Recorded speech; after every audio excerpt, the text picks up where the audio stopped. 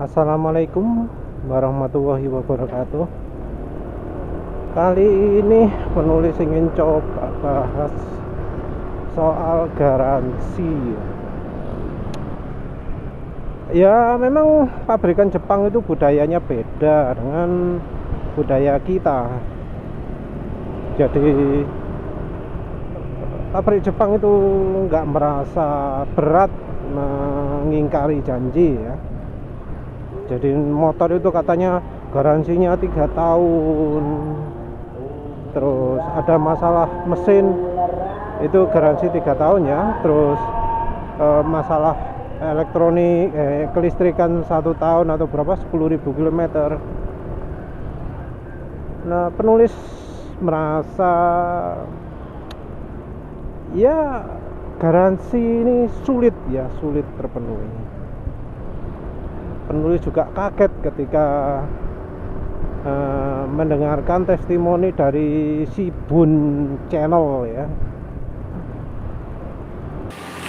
Saya dulu beli Honda Beat guys, baru diturunkan dari mobil. Saya tanda tangan karena saya nyicil kredit. Tanda tangan, seret, motor diterima. Mobilnya pulang, saya tes motornya, ada suara nging area gardannya. Besoknya saya langsung ke dealernya, dibawa ke bengkel resmi di wilayah Purwokerto. Cuma dibongkar coke, dipasang lagi laporan ke saya, sudah bagus mas. Saya tes, loh iki si muni mas. Dealernya nggak tahu kalau saya itu bengkel. Apa iya? Ya, akhirnya dimasukin lagi ke bengkel lagi. Tak tunggu nih 3 jam. Dibawa keluar lagi. Tek, sudah mas, tak coba lagi malah tambah parah. Suaranya tambah kenceng. Mas rungokke suaranya tambah kenceng. Akhirnya dibawa masuk lagi ke tempat dia nggarap kerjaan itu. Tempatnya keren, gawean rakaruan. Ditunggu nih, akhirnya sampai sore guys. Akhirnya sudah sore nih, udah mau tutup ini, dikeluarkan. Sudah jadi mas, tak coba lagi. Begitu dicoba, walah dokaro isi moni mas. Ya udah mas, besok lagi mas, ini bengkelnya udah mau tutup. Ya wes, balik saya. Besoknya gasik ke situ. Kasih ke situ langsung lempar-lemparan nih. Kamu aja ya mekaniknya dongono. Nggak ngerti kalau saya itu bengkel. Ada ribut-ribut, saya panggil yang lagi nangani, mas. Kepala mekaniknya mana? Saya tanya gitu toh. Oh ada mas. Kepala mekanik ini guys. Wah. Coba tangani. Piye mas? Dengan penuh wibawa caranen. Dengan penuh kegarangan dan penuh kebanggaan kepala mekanik datang gleng. Ada apa mas? Motornya rusak kok jadi didol. Saya jawabannya gitu. Loh kenapa mas? Semua motor yang keluar dari dealer kita sudah melalui cek, sudah melalui prosedur mas. Jangan bilang begitu. Yo saya sah-sah saya oh. Wong saya pembeli neo, walaupun saya ngutang. Iki nyatanya motor bodol loh mas. Iki pancen motor bodol. Kalau memang sudah melalui proses checklist, kenapa motor bodol dikirim? Mana gitu. Coba saya tes. Ya monggo dites. Oh suara wajar mas. Ini motor baru soalnya. Masih proses rayon. Jadi masih ada suara-suara. Nanti kalau udah pakai berapa kali, enggak. Alah. Naik motor enggak mas. Motor ada suara dengung. Makin hari makin bunyi, bukannya makin hilang. Enggak ada sejarahnya. Motor dengung dipakai hilang. Ora ono bukune yo. Yang ada malah tambah parah. Mengelabui konsumen agar mereka enggak rewel. Saya hafal itu permainannya. Gak usah bilang begitu mas, jujur saja. Ini motor cacat pabrik atau gimana? Saya tanya gitu kan.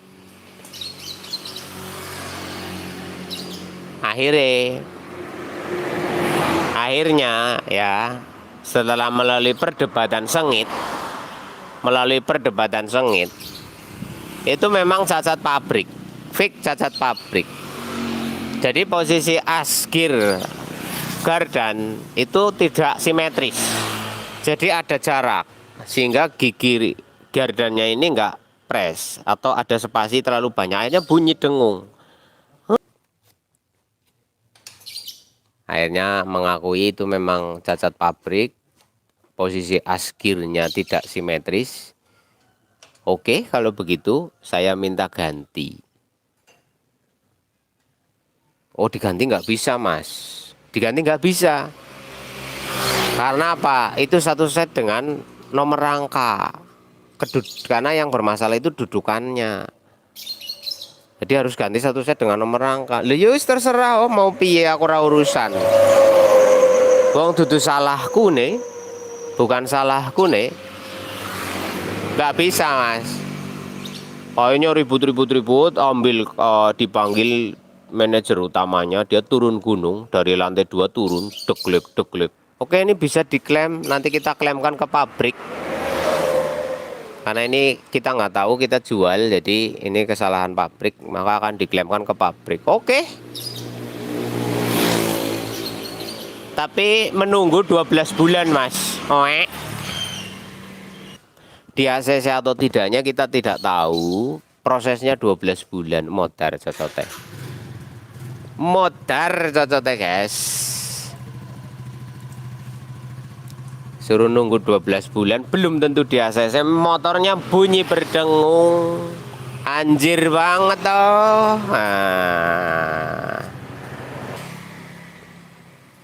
Ya terserah Mas, mau gimana lagi. Itu udah resiko pembeli. Jawaban terakhir yaitu adalah resiko pembeli. Saya beli walaupun dengan cara kredit, guys. Tapi ketika barang rusak kemudian dijawab ini resiko pembeli, itu anjing banget rasanya. Resiko pembeli dus. Dan nyongorap tuku-tuku motor pit maning lah. Males. Mekanik mekanik mana? Jawa Tengah lah ya, lupa daerah mana. Itu katanya pernah beli motor Honda Beat, nyicil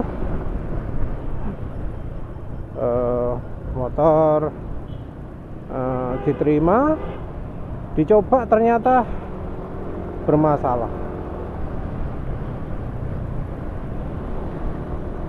bunyi ngung gitu ya. Nah ternyata saat dikomplainkan kecewa berat, mekanisnya nggak becus. Jadi mekaniknya itu mendiagnosa masalah nggak becus, terus menyelesaikan masalah juga nggak bisa, terus sampai akhirnya ke bosnya ya juga nggak selesai karena disebut dibantu diajukan dan masa tunggunya itu 12 bulan. Pabrik Jepang ini pengen ngomong tok gak bisa dipercaya ya. Ya itulah budaya Jepang. Mereka nggak haram melakukan kebohongan, nggak sungkan. Lagi pula di Indonesia kan nggak ada perlindungan hukum ya, nggak bisa nuntut.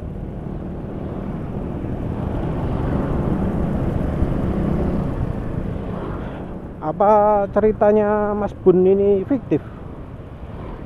Menurut penulis enggak, karena ya penulis merasakan juga sulit.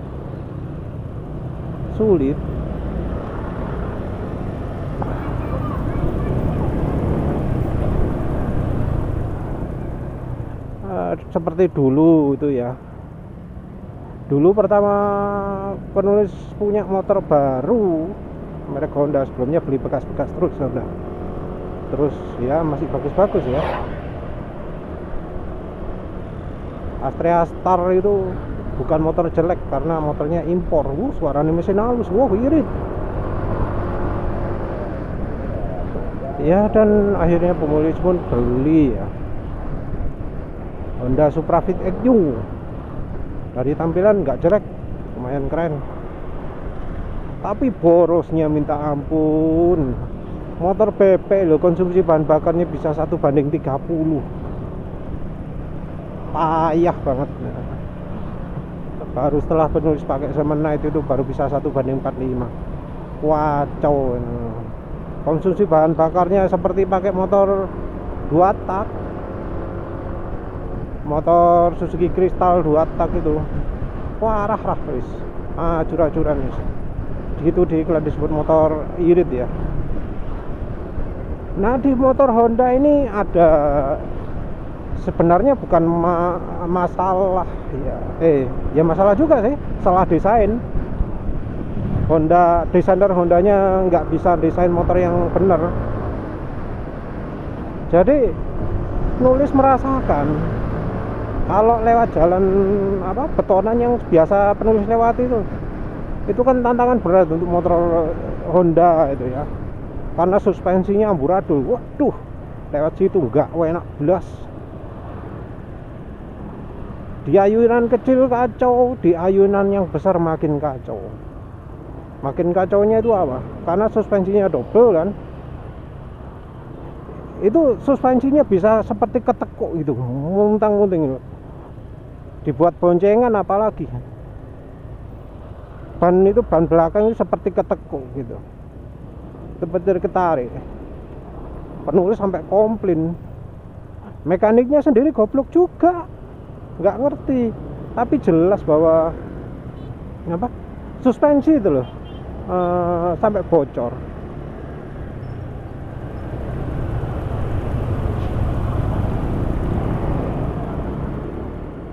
Ya wes, karena sudah bocor bisa dikomplainkan. Sulit itu juga. Tulis ke situ beberapa kali baru bisa terima itu. Komplainnya ya anggap aja habis pemakaian 1 minggu komplain. Diterima itu kira-kira bulan ketiga itu mungkin ya, lupa penulis. Yang jelas diganti baru, tapi tetap hancur ya.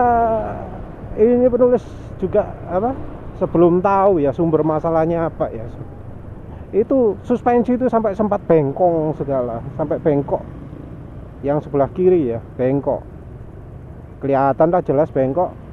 Yang mengamati kasusnya suspensi bengkoknya PCX pasti tahu lah cara mengamatinya gimana. Kan jelas bengkok.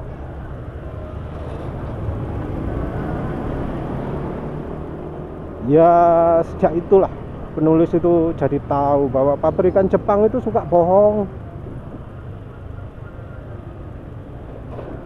Terus ya penulis merasa pabrikan Jepang itu nggak pinter sejak itu ya.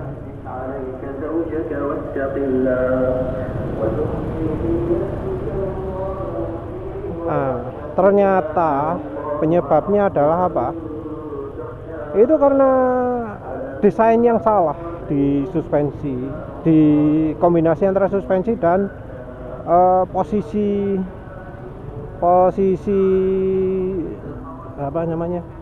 swing armnya. Jadi posisi rantai dan swing arm. Jadi gini, ketika di sandar tengah, posisi swing arm ini membuat rantai berada di posisi terdekat ya. Jadi ketika dinaiki, posisi rantai dengan as ini jadi yang terjauh. Nah, ini tidak penulis alami di motor-motor penulis sebelumnya, karena nggak sampai separah itu. Perbedaan panjang rantai kan antara asnya swing arm dengan asnya rantai itu beda ya, agak geser maju sedikit kalau asnya rantai. Itu offsetnya itu loh yang bikin panjang pendeknya. Nah, waktu di sandar tengah itu paling pendek, terus begitu dinaiki jadi memanjang. Dan karena memanjang dan karena mekaniknya bodoh-bodoh di Honda itu, nyetir rantainya pakai sandar tengah.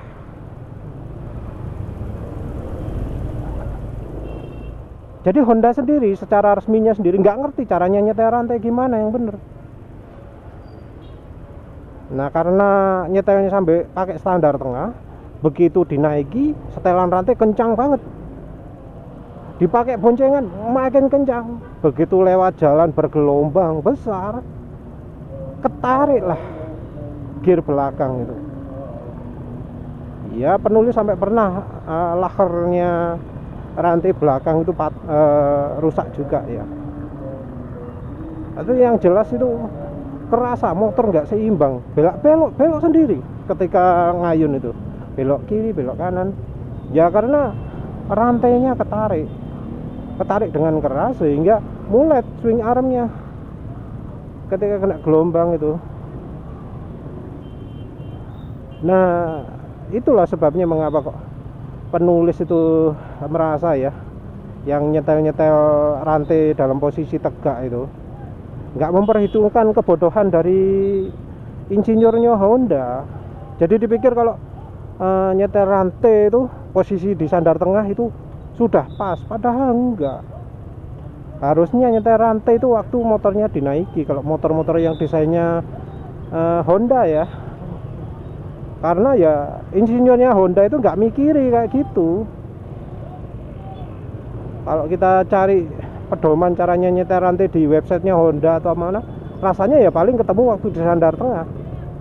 Padahal nyetel di sandar tengah itu ya bakal nggak akan pas, karena motor itu waktu dikendarai nggak di sandar tengah, tapi ya nggak pakai sandar tengah lah dinaiki itu. Motor itu dipakainya bukan waktu di sandar tengah, jadi nyetel rantai di saat sandar tengah itu bodoh.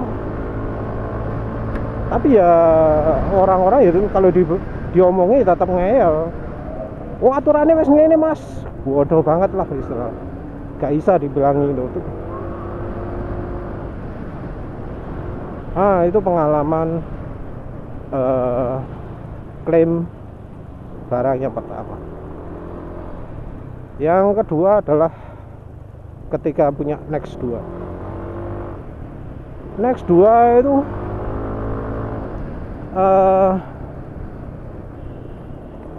ya sama sih, penyebabnya mekaniknya sok males ya. Penulis bawa Suzuki Spin ke situ diomongin, sudah nggak bisa mas, sini servisnya cuma terima motor injeksi saja. Wah aneh ya, bengkel kok nolak servis ya.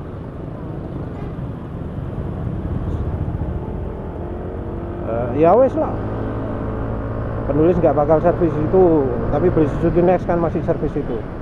Nah, kena masalahnya adalah motornya nggak mau ngecas. Jadi alternatornya nggak jalan, nggak ngisinya pelan gitu.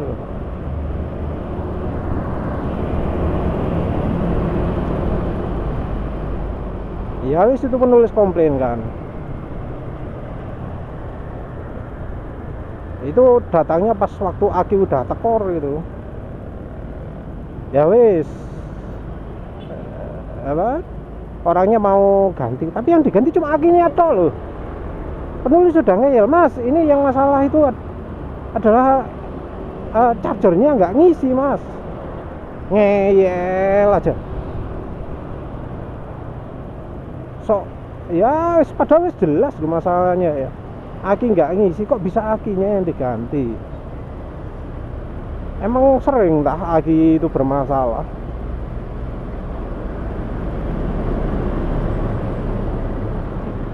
Wis dicoba, terus katanya oh ini udah ngisi akinya, ya wis, ternyata masih enggak juga.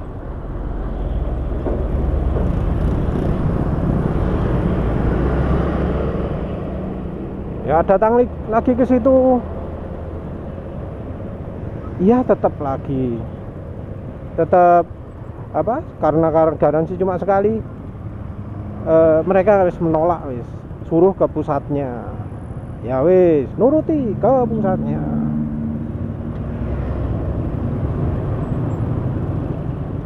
Sampai situ ternyata masih harus otot-ototan juga. Udah dibilangin bahwa itu apa, bagian chargernya yang masalah. Sik ngotot ae.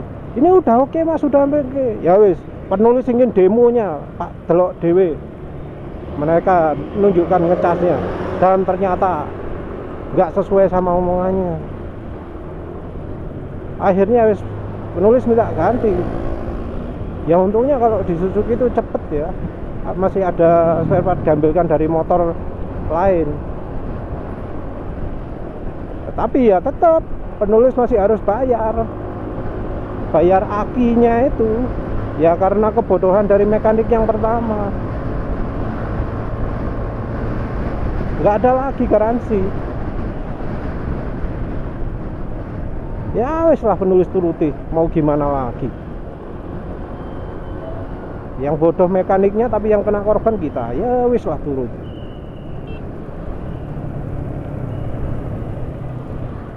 Dan berikutnya nih NMAX. NMAX ini ada keluhannya yang ya seharusnya pantas lah dikeluhkan itu. Rem nggak pakem, sempat nggak pakem ya sebelum penulis pakai pro kapasitor, nggak pakem kan remnya.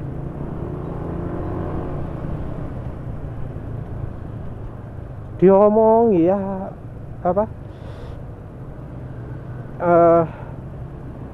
Rem itu memang sengaja dibuat nggak pakem Mas. Kebetulan remnya rem depan. Kalau dibuat pakem sampean jelungum nanti. Emang sengaja dibuat nggak pakem. Ya wis, penulis diem daripada penulis maki-maki. Tapi itu ya wis nggak masuk akal lah. Antara jelungum atau enggak itu kan tergantung dari skill ridernya. Kalau dibuat nggak pakem, ngerem itu nggak nututi. Soalnya penulis pengalaman punya rem nggak pakem, itu remnya Honda Beat itu nggak pakem itu.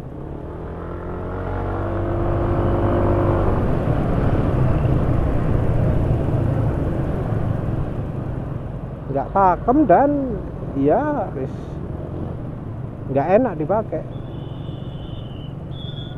Sudah ditekan sekeras mungkin sampai mentok habis, tetap aja nelunyur ya wis.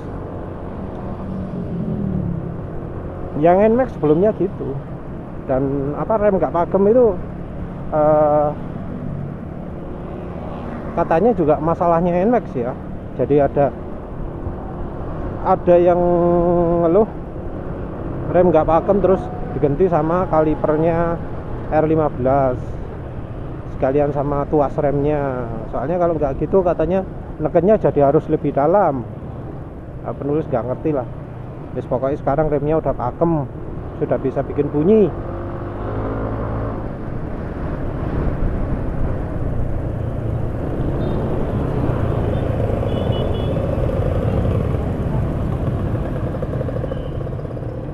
Jadi ya mungkin penulis lupa nyertakan ini di apa, yang masalah tersembunyi dari NMAX ya, rem depan nggak pakem. Soalnya ya di motor penulis sudah pakem sih, sudah bisa bunyi cicit. Mungkin kalau boncengan baru terasa kali ini.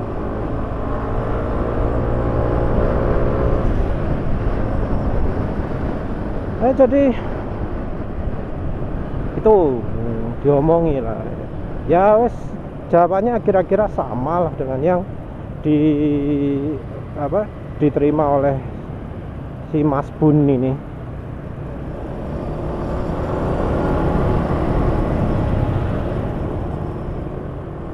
Jadi ya mekanik itu asal ngomong, sekedar ngomong.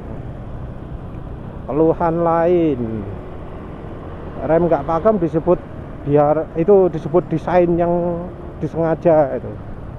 Kalau beneran dengan sengaja itu Yamaha-nya bodoh gitu.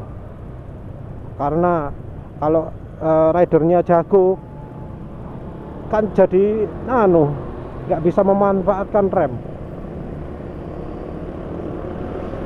Terus pokoknya mekanik ngomong saya naik, kemampuan kurang, jawab saya naik. Pokoknya nggak ada klaim gitu ya. Mungkin dianggap kalau nggak ada klaim maka dealernya itu hebat. Terus maklum lah, pabrikan Jepang budayanya kayak gitu. Bukan budaya yang memenuhi janji, tapi ingkar janji sebisa mungkin. Bohong itu nggak tabu bagi ya pabrikan Jepang kayaknya. Apalagi yang Yamaha dan Honda ya. Terus soal itu penulis juga komplain getaran mesin.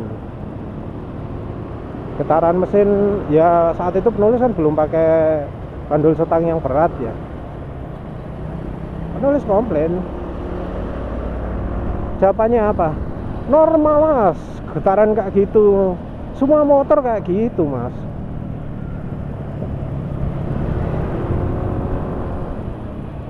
Apalagi ini mungkin kelihatannya NMAX itu besarnya, depannya itu besar. Padahal depan besar ini kopong semua, nggak ada isinya mas. Getar itu normal. Ya dipikir penulis nggak pernah punya motor lain apa? Karena ya nggak semua motor bergetar itu.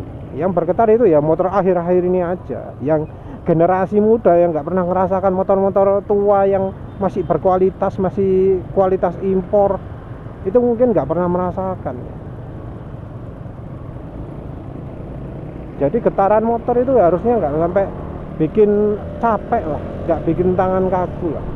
Ya memang NMAX ini nggak terlalu termasuk yang nggak terlalu parah ya. Beda dengan Honda Fit-nya penulis, beda dengan Suzuki Next 2 penulis ya. Motor yang katanya dapat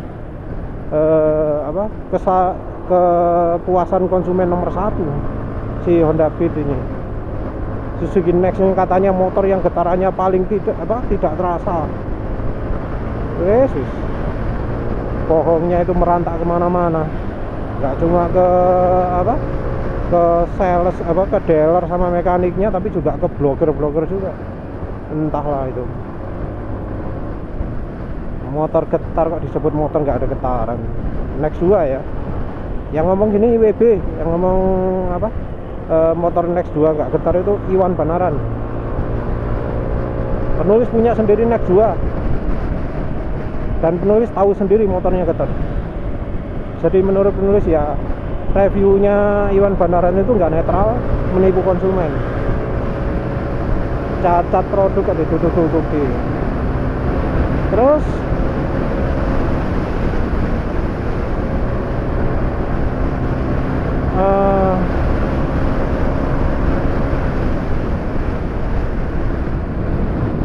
habis getaran itu ya wes, mekanik kan ngomong kayak gitu. Yang berikutnya adalah suspensi.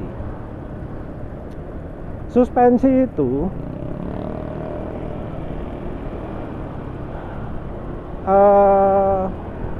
penulis kan merasa keras banget ya, sakit pinggang, sakit itu waket loh. Emang penulis sudah baca NMAX itu suspensinya keras, tapi katanya kan yang tabung itu nggak sekeras yang awal-awal katanya. Sudah lebih nyaman beladus. Ya lagi-lagi review vlogger lah, review vlogger. Padahal kalau kita lihat orang yang review waktu lagi jalan itu pasti ngomong bikin sakit pinggang. Nggak paham lah wis.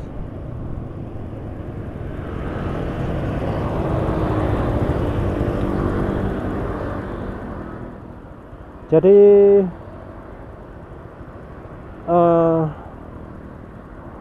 soal suspensi ini disebut malah sudah terlalu empuk gitu ya. Jadi katanya suspensi NMAX itu sudah pas mas, sudah nyaman, sudah termasuk yang empuk. Bahkan ada yang komplain suspensinya terlalu empuk. Ya baru belakangan lah penulis tahu bahwa terasa keras itu karena ya lagi-lagi desainnya orang Jepang lah. yang nggak ngerti kebutuhan orang Indonesia.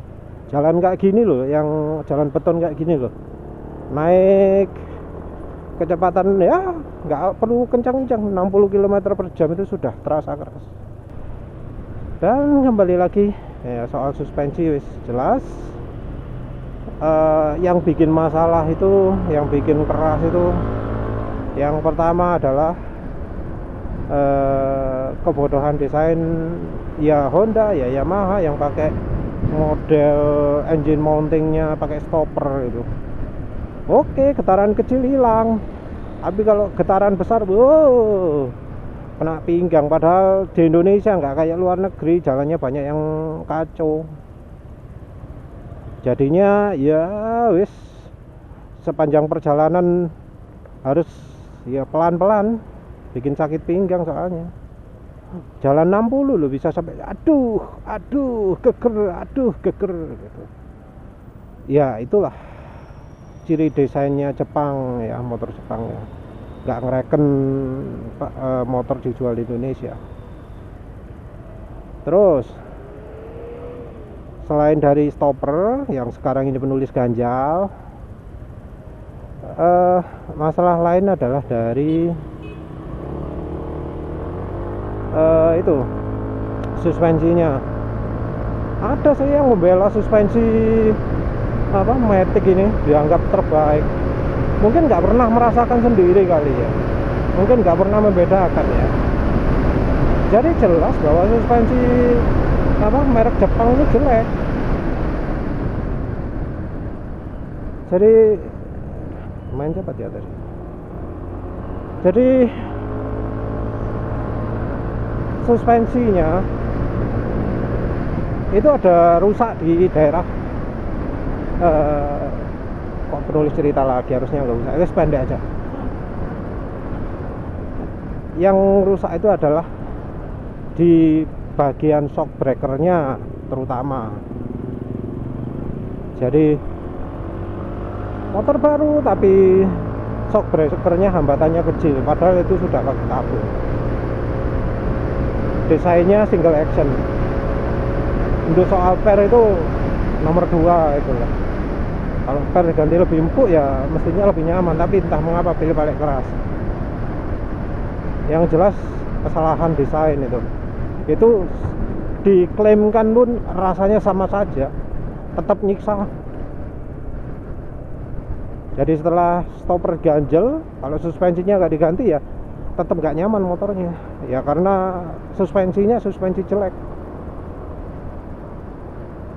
Mungkin lebih nyaman kalau stoppernya tetap dibiarkan normal. Kalau resikonya jadi sakit pinggang ya, kuat-kuatan pinggang sama suspensi lah. Nah ya wis itulah soal suspensi, wis gak mungkin lah, salah desain kok.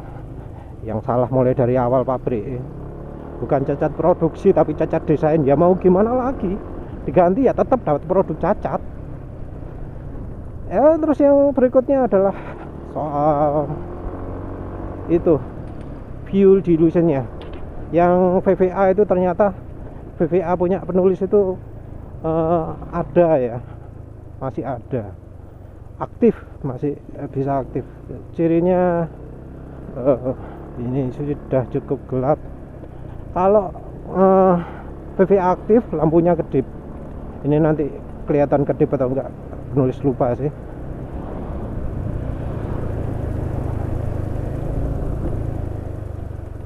Nanti lihat ada ciri kedipnya atau enggak.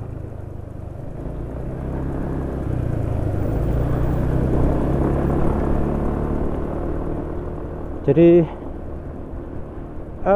ketika view selain soal VVA yang ternyata aktif, penulis juga mengeluhkan soal fuel dilution, bensin yang nyampur ke oli. Penulis keluhkan, kenapa kok setelah 600 setelah 600 km kok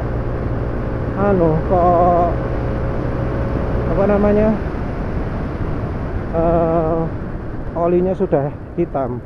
Sih kelihatan nggak?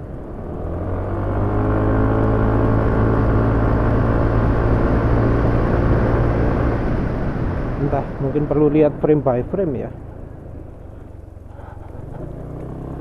Gak kelihatan lampunya kedip ya. Yang jelas fuel dilution ini dianggap biasa oleh mekaniknya. Semua motor gitu mas, emang kalau bensin itu pasti nyampur ke mesin. Ya penulis mau ngomong apa, mau protes. Barangkali itu cacat dari desain, cacatnya motor Honda yang sama reviewer nggak diomongkan. Dan korbannya banyak. Barusan nih ada yang komentar di YouTube bahwa motornya itu kelidik-kelidik di bagian radiator, bro, dari channel ZSR ya. Penulis tanya itu gimana reaksinya ya, ciri-ciri kejadiannya gimana. Dan ternyata terjadi waktu mesin udah panas, dan terjadi kalau stasioner mesin panas. Kalau mesin dimatikan 3 atau 5 menit di jalan lagi nggak bunyi kelidik. Terus disebut lagi, penulis kan menyebutkan beberapa kemungkinan ya. Disebutkan kalau habis ganti oli suaranya hilang, tapi dalam beberapa hari suaranya kasar lagi. Penulis analisa itu karena oli. Jadi ya seperti penulis sebutkan sebelumnya, di NMAX ini, NMAX-nya penulis ya, itu oli nggak awet. Oli 10W40 itu terlalu encer. Jadi kalau pakai oli terlalu encer dalam waktu beberapa, ya penulis ini sudah beberapa hari nih, sudah 3 hari, sudah nggak layak pakai kan olinya. Walau olinya oli Kawasaki Genuine Oil buatan Shell ya hasilnya sih oli jelek ya, walau sama orang-orang disebut oli bagus. Satu Shellnya sih nggak tahan RPM tinggi, yang kedua karena encer jadi kena fuel dilution, suara mesin kasar. Ini suara mesin kasar nih kalau menurut penulis.